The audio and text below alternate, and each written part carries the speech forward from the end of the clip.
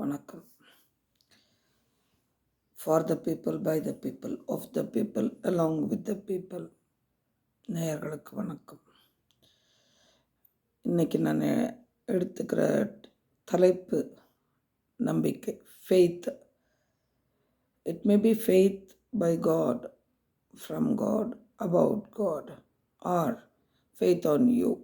ஏன் இப்படி சொல்கிறேன்னா, நம்பிக்கைங்கிறது இருக்கிறதுனால இதெல்லாம் செய்கிறாங்களா, இல்லைங்கிறதுனால இப்படி எதிர் பேச்சு பேசுகிறாங்களான்னு எனக்கு தெரில இந்த ஜெனரேஷனில். அதுக்கு கூட எம்ஜிஆர் பாட்டு தான் ஒரு எக்ஸாம்பிள் சொன்னோம். கடவுள் ஏன் கல்லானார், மனம் கல்லாய் போன மனிதர்களாலே. எல்லாம் என்ன எல்லாத்துக்கும் எக்ஸாம்பிள் வந்து ஒரு பாடலை சொல்கிறேன்னு விடுதலை போராட்ட சமயத்தில் மக்களை ஒன்று சேர்த்துறதுக்கு அந்த காலத்திலேருந்தே சரோஜினி நாயுடு வந்து காந்திஜி யூஸ் பண்ணதை நிறைய இடத்துல வந்திருக்கு. அவரோட Sarojini Naidu is called as என்ன சொல்கிறது, நைட்டிங்கேல் ஆஃப் இந்தியா, கோகிலா, ஐ மீன் கவிக்குயில் கோகிலம் அப்படின்னு சொல்லி அவங்கள வந்து சர்நேம் சொல்லியிருக்கிறாங்க. அவங்க நல்ல she has a very great knowledge in the poems, writing poems and English knowledge as well as a very sweet voice she had. ரொம்ப இளம் வயதிலே விதவியானவங்க. சரி, ஓகே, நான் அதுக்கு வரல. இல்லை, எம்ஜிஆர் ஆட்சி செஞ்சார், இப்போ வந்து விஜய் ஆட்சிக்கு வரணும்னு நினைக்கிறாரு. உதயநிதி ஸ்டாலின் வந்து சினிமாவிலேருந்து நான் வந்தால் தப்பு இல்லை அப்படின்னு நினைக்கிறதுக்கு எல்லாருக்கும் காரணம் என்னென்னா, அதாவது ஒரு ஆல்ரெடி ஃபெமிலியர் கிடச்சிருச்சு. நீங்கள் இந்த ஃபீல்டில் வரும்போது you will be familiar to the face of the people. Even Karunanidhi கூட வசனகர்த்தாவாக இருந்து அவருடைய அந்த பராசக்தி வசனங்கள்லாம் ரொம்ப ஃபேமஸ் ஆகி அதுக்கு பிறகு வந்தாங்க. ஆனால் இந்த என்டர்டெயின் ஃபீல்டிலேருந்து இந்த பொலிட்டிக்கல் ஃபீல்டுக்கு வரும்போது தன்னை மாற்றிக்காத நிறைய பேர் இருந்தாங்க. பட்டுக்கோட்டை கல்யாண சுந்தரம்லாம் இந்த ஃபீல்டிலே வரல, ஆனால் அவருடைய ஒவ்வொரு பாடல்களும் மிகப்பெரியது. உடுமலை நாராயண கவின்னு அவருடைய பாடல்கள்லாம் அவர் தான் எழுதினாராங்கிறதெல்லாம் எனக்கெல்லாம் தெரியவே இல்லை. ஏன்னு சொல்கிறேன்னா, அவர் நமக்கு தெரிஞ்சதெல்லாம் எம்ஜிஆர் பாட்டு, எம்ஜிஆர் கவிதைகள் அப்படின்றது மட்டும்தான் தெரிய வந்தது. எதுக்காக இந்த இதை இன்றைக்கி யூஸ் பண்ணுறேன்னு சொன்னால், இந்த ஜெனரேஷன், அதாவது நான் சொல்கிறது இந்த 14-15 வயசு பசங்க கிடையாது. நான் சொல்கிறது இந்த 40s, 30s, 40s, up to 50ஸ்னு கூட சொல்லலாம். இந்த வயசில் இருக்கவங்க, அதாவது ஒரு 25 வயசுக்கு மேலே ஒரு 45 அந்த வயசுக்குள்ளார, அப்போ கூட மெச்சூரிட்டி இல்லாமல் பிஹேவ் பண்ணுறாங்க. அப்படின்றதுக்கு ஒரு காரணம், ஏதோ ஒரு இன்ஃப்ளூயன்ஸில் அவங்களோட வந்து மேரேஜை வந்து லிவ் இன் ரிலேஷனோட ஒத்துக்கிட்டாங்க. அதாவது live in relationship is enough, why should we have the marriage அப்படின்னு சொல்லிட்டாங்க. அது ஒரு குறிப்பிட்ட காலத்துக்கு பிறகு அந்த லிவ் இன் ரிலேஷனாலேயும் அவங்களால ஒத்து போக முடியாமல் they became the sole, I mean alone, தனிமை, அதெல்லாம் அவங்களுக்கு இருந்தது. அதாவது தன்னால் தானே இஷ்டப்பட்டு தனிமையாகிறது வேறு விஷயம். நம்மளுடைய இந்து கல்ச்சரில் சொல்ல போனோன்னா பிரம்மச்சரியம், கிரகஸ்தம், வானப்பிரஸ்தம், அப்புறம் சந்நியாசம். இந்த இதில் வந்தால் அது வேறு. அதாவது பிரம்மச்சரியம்னா முதல்ல இருந்தே எனக்கு வந்து பொது வாழ்க்கையில் நான் வந்து போக போகிறேன், எனக்கு வந்து தனிப்பட்ட ஃபேமிலி வேண்டாங்கிறத முடிவு பண்ணாங்க. ஆனால் அப்படி முடிவு பண்ணின விவேகானந்தர் கூட தன்னுடைய தாய் தந்தையரை கவனிக்காமல் விட்டதில்லை. கிரேட் சங்கராச்சாரியார் தாய்க்கு வந்து கொல்லி போடுறதுக்காக எங்கேயோ இமயமலையிலேருந்து இங்கே வந்ததா 4 நாள் அவங்க அம்மாவோட அந்த ஆத்மா வெயிட் பண்ணிகிட்டு இருந்ததா ஒரு சரித்திரமெல்லாம் உண்டு. தங்கைக்கு கல்யாணம் நடக்கலையேங்கிறதுக்காக ராமகிருஷ்ண மிஸ்டர் சொல்கிறார், என்னுடைய அந்த டியூட்டி இன்னும் முடியாமல் இருக்குது, நான் வந்து மனசளவில் முழுமையாக போய் நான் வந்து சேவை செய்ய முடியாது, எனக்கு அந்த டியூட்டி. அப்போல்லாம் ரொம்ப ஐ மீன் ஃபேமிலி எக்கனாமிக்கெலாம் ரொம்ப கஷ்டப்பட்டார் அவர், சுவாமி விவேகானந்தர். இங்கேருந்து அதெல்லாம் முடிஞ்சிட்டு வெளிநாட்டுக்கு போனப்போ, சிகாகோ போனப்போ 3 நாள் சாப்பிடக்கூட இல்லாமல் அந்த நாட்டில் போய், அதெல்லாம் ஃபெமிலியருக்காக அவர் செஞ்சது கிடையாது. இல்லை தன்னுடைய பெருமை சொல்லணும்னு, இந்தியாவை பெருமை சொல்லணும் அப்படின்னு. ஆனால் என்னுடைய ரிலீஜனை பற்றி வெளிநாட்டுக்காரன் தப்பாக சொல்கிறான் அப்படின்னு தெரிஞ்சப்போ, நீ நினைக்கிறது இல்லை என்னுடைய ஹிந்துத்துவம், என்னுடைய இந்தியாங்கிறத அது கிடையவே கிடையாது. இந்தியா என்ன அப்படிங்கிறத பற்றி ரொம்ப பர்டிகுலராக ஆணித்தரமாக சொன்னவர் விவேகானந்தர். ஒரே ஒரு ப்ரோக்ராம்காக போனவர் கடைசியில் 3 மாதம் கண்டினியூஸாக இது பண்ணாங்க.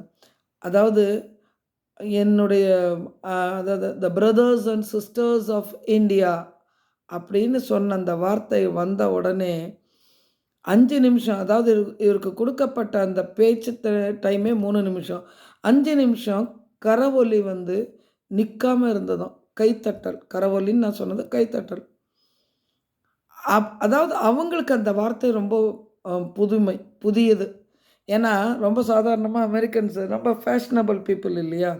அவங்க வந்து லேடீஸ் அண்ட் ஜென்டில்மேன் அப்படின்னு பேசுகிறவங்க. அது வந்து இப்போ நமக்கு இங்கே ரொம்ப ஈஸியாக யோசிக்க ஆரம்பிச்சிட்டேன். ஆனால் அவர் பேசின அந்த 1873 வந்து brothers and sisters of America அப்படின்னு சொன்ன உடனே வசுதைவ குடும்பத்தை ஒரே நிமிஷத்தில் சொல்கிறார். அதுக்கப்புறம் கூட அவருக்கு கொடுத்த அந்த டைமை வந்து அவர் எதையுமே ஜாஸ்தி பேசவில்லை. அந்த முதல் மீட்டிங்கில் கொடுத்த டைமை மட்டும்தான் உபயோகப்படுத்தினார். அந்த டைமில் அதுக்கு பிறகு அவருக்கு வந்த மீட்டிங்ஸ் எல்லாம் சொல்கிறதுக்கே முடியாது. ஆனால் அந்த 3 நாள் மீட்டிங் அட்டெண்ட் பண்ணுறதுக்கு போனப்போ இங்கேருந்து போகிற வரைக்கும் தான் அவர்கிட்ட காசு இருந்தது. அப்போதைக்கு அவர்கிட்ட வேறு காசு இல்லை. ஒரு பெரிய நீல அங்கி, அந்த ஒரு ப்ரௌன் கலர் ஒரு ஓவர் கோட் மாதிரி, ஏன்னா குளிர் தாங்க முடியாது. ஆனால் தங்கிறதுக்கு இடம் இல்லாமல், இவரை பற்றின புரிஞ்சுக்கிறதுக்கு ஆளுங்க இல்லாமல், இவரை மீட் பண்ண வேண்டியவர் வந்து மீட் பண்ண முடியாத அந்த நாளில் ஒரு பார்க்கு பெஞ்சில் படுத்து தூங்கிட்டு இருந்தாராம். அப்போ இந்த அப்போல்லாம் இப்போ இருக்கிற மாதிரி ஃப்ளாட்ஸ் வந்து அமெரிக்காவில் ரொம்ப ஃபேமஸ். மேலேருந்து ஒரு அம்மா டெய்லி மேலேருந்து கீழே பார்க்கும். ஒரு வயதான அம்மா பார்க்கும்போது முதல் நாள் பார்த்துச்சு, கவனிக்கலை. 2வது நாள் பார்த்துச்சுன்னு 3வது நாள் அந்த அம்மாவுக்கு ரொம்ப தாய்மை எண்ணம் இதாக இருக்கலாம். கீழே இறங்கி வந்து 3 நாளாக உங்களை பார்க்குறேன், நீங்கள் இங்கே படுத்தே இருக்கீங்கன்னு, எனக்கு கொஞ்சம் சாப்பிட கிடைக்குமான்னு கேட்டிருக்காரு. அந்த அம்மா அப்போ இருந்த இதில் வந்து ஏதோ சாப்பிட்றதுக்கு தண்ணியெல்லாம் கொடுத்து இது அப்போ கூட அவங்க வீட்டிலலாம் போய் அவர் தங்கலை. சாப்பிட்டு கொஞ்சம் தெம்பானோடனே அதுக்குள்ளார அந்த இதில் வந்து எங்கே அந்த ரிலீஜியனோட மீட்டிங் இருந்ததோ அந்த இடத்துக்கு வந்து போயிட்டார். அதுக்குள்ளே இவரை மீட் பண்ண வேண்டியவங்க வந்து கண்டுபிடிச்சிட்டு வந்துட்டாங்க, போயிட்டார். அவர் முதல் இதில் ஃபேமஸ் ஆகி அந்த அமெரிக்கன் டைம்ஸ்லாம் அவரை பற்றி எழுதின பிறகு அந்த அம்மா வந்து சொல்லிச்சான், and the great sage has stayed in my home for 2 days. I have given the first food when he stepped into the American. அதாவது புகழ் பெற்ற பிறகு எல்லாரும் சொல்லுவாங்க, கரெக்டு தான். இருந்தாலும் அந்த தாய்மை அவரை ஈர்த்ததுக்கும் அந்த தாய்க்கு வந்து இவரை ஈர்க்கிறதுக்கும் ஒரே காரணம் வந்து இவர் உள்ளத்தில் இருந்த உண்மையான எண்ணம். என்னுடைய நாட்டை பற்றி யாரும் தப்பாக கூடாதுங்கிற எண்ணம். அந்த எண்ணம் இப்போ இருக்கிற ஜெனரேஷனுக்கு இருக்கான்னு கேட்டால் நான் ஒத்துக்கவே மாட்டேன். என் நாடை பற்றி கவலை இல்லை, என்னுடைய தாய் தந்தையரை பற்றி கவலை இல்லை, என்னை கூட பிறந்தவங்கள பற்றி. எங்கேருந்து வந்தது இந்த நெகட்டிவ் என்னன்னு எனக்கே புரியல. இதுக்கெல்லாம் காரணம் பகுத்தறிவுன்ற பேரில் பெரியார் காலத்திலேருந்தே சொல்லுவேன்.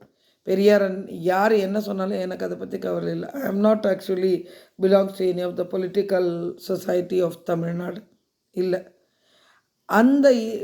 அந்த மாதிரி தேவையில்லாத பகுத்தறிவு இவங்கள்ட்ட. Communism, again I will say about communist only. என்ன கம்யூனிஸ்ட்டு முந்தா நாள் நான் ஒரு இதில் பார்க்கும்போது ஸ்டாலின் வந்து அவருடைய கூட்டத்தையே சேர்ந்த 13,000 பேரை கொண்டாராம். அவர் எப்படி ஒரு நல்ல கம்யூனிஸ்டாக இருக்க முடியும்னு எனக்கு தெரியல. அதாவது கொலை பண்ணுறவங்கலாம் இப்போ வந்து சொல்கிறாங்க, என்னது RSS people what do they say means கட்டர்பந்தி அப்படின்னா ரொம்ப தீவிரவாத அமைப்புடைய ஹிந்துயிசம்னு. என்ன தீவிரவாதம்னு எனக்கு தான் புரியல. என்னுடைய கொள்கை சரின்னு சொல்கிறதுக்கு எனக்கு ரைட் இருக்குது. I don't have that right to say that yes I am correct? அடுத்த மதத்தில் இருக்கிறவங்களுக்கு வந்து அவங்களுடைய ரைட்ஸை சொல்கிறதுக்கு முழு உரிமை இருக்குது. பேச்சு சுதந்திரம். எனக்கு அந்த பேச்சு சுதந்திரம் கிடையாதா? கட்டாயமாக இருக்குது. நான் பேசுவேன், நான் சொல்லுவேன். அதனால் என்ன விளைவுகள் வந்தாலும் அதை தாங்கிறதுக்கும் தயார். நான் அதில் பேச்சு சுதந்திரம் எல்லாருக்கும் இருக்குன்னா எனக்கும் இருக்குது. நான் வந்து ஒரு மெஜாரிட்டி கம்யூனிட்டியில் சேர்ந்தவங்கிறனால எனக்கு பேச்சு சுதந்திரம் இல்லைன்னு சொன்னால் that is abruptly wrong. I won't accept that. பிராமணர்னு இந்த தமிழ்நாட்டில் பேசுகிறாங்க. நம்மளுடைய ஹிந்துயிசம் பிரகாரம் பிராமணர், வைஷ்யர், சூத்ரர், ஒன்று கூட மறந்துட்டேன்னு, க்ஷத்ரியர், சாரி நானே க்ஷத்ரியன் தான். பிராமணர், க்ஷத்ரியன், வைசியர், சூத்ரன். இது 4 காஸ்ட் தான். ஆனா அந்த 4 வர்ணம் எப்படி பிரிச்சாங்கன்னு ஆரிய மதம் என்னது இதிலிருந்து வந்தது அதெல்லாம் கிடையவே கிடையாது. அவங்க எப்படி வந்தாங்கங்கிறதுக்கெல்லாம் நீங்க சொல்றதெல்லாம் கரெக்ட்டு தான். ஆரியர் வந்தாங்க. அந்த கணவாய் வழியா வந்தாரு. எல்லாமே திபெத் கணவாய் எல்லாமே ஓகே தான். ஆனா எங்க அவங்க ஒன்றுபட்டாங்கன்னா, நம்மளுடைய கொள்கைகளும், அவங்களுடைய கொள்கைகளும், நாம ஃபாலோ பண்ற ரிச்சுவல்ஸ், ட்ரெடிஷன்ஸு எல்லாம் ஒற்றா இருந்தப்ப நம்ம ஒண்ணானோமே தவிர, ஹிந்துயிசம் இஸ் ராதாகிருஷ்ணனோட வார்த்தைகள பார்க்கணும். Hinduism is not a religion. It is a practice of life what you are following throughout your life. உங்கள் வாழ்நாள் முழுவதும் நீங்க ஃபாலோ பண்ணக்கூடிய ஒரு ட்ரெடிஷன், ஒரு சிஸ்டமேட்டிக் ட்ரெடிஷன். அதுதான் ஹிந்துயிசம். இதையெல்லாம் அவங்கவங்க வார்த்தைகளுக்கு ஏத்த மாரி மாத்திட்டு, பிராமணர் என்ன பிராமணர்? நான் டீச்சர். ஸோ ப்ரொஃபஷ்னலி ஐ அம் அ பிராமின். நான் பிறந்தது குலம் க்ஷத்ரிய குலம். வார்ல எல்லாம் நம்ம ஒரு இந்த சேனாதிபதிங்கக்கூடிய அந்த இதில ஸோ குலத்தால் பிராமணர் அப்படின்னா கொள்கை பிடிப்பு உடையவர்களாக இருக்கணும். அவங்க எல்லாத்தையும் பூஜிக்கிறவங்க. அவங்களுக்கு எதெல்லாம் நம்ம பூஜிக்கிறதுன்னு சொல்கிறதே நமக்கு கிடைத்ததுக்கு சொல்லக்கூடிய நன்மை. சூரியன்கிட்டேருந்து எனக்கு எல்லா நாளும் எல்லா பவரும் கிடைக்கிது. நான் சூரியனுக்கு நன்மை சொல்கிறேன்.